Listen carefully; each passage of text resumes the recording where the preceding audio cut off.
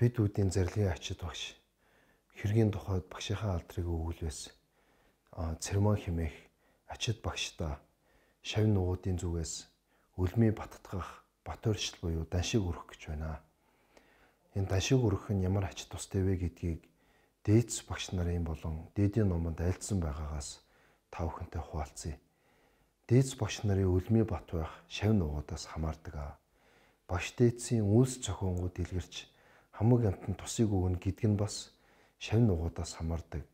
Учир юу гэвээс багш дээдс үнэхээр шавь нугуудад хэрэгтэй байвал өнөд удаан оршдгоо. Багш дээдсийн айлдсан айлдвар сургаалыг бид сэтгэлдээ эргцүүлэн бодож сэтгэлдээ түүнийг мартахгүй байж анхааран авч хэрэгжүүлэхийн үүднээс багш дээдс бурхан бод садуу нугуудад бүтээлийн дахил өргөж чадвал энэ нь багш дээдсийн үйлс зохиол агуу дэлгэрэх миний зүгээс хийж байгаа хувь нэмэр. Ингэж чадах юм бол багшийн үйлс дэлгэрч хамаг амтнд ухаарал гэгэрэл ирдэг.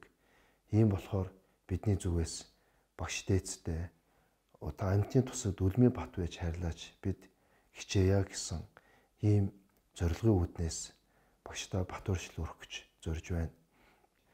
2024 оны 6 сарын 16 буюу зуны дунд сарын шинийн 10-ны бэлэгцэн өдөр Монголын Бурхны шашинтны дуу гандан тэчлэн хийдийн Батцаагаан зөчин дууганд зохих журмын дагуу зөвшөөрлийг авч дээдс багшдаа бат оршил өргөхөөр би төлөвлөн хичээж байна.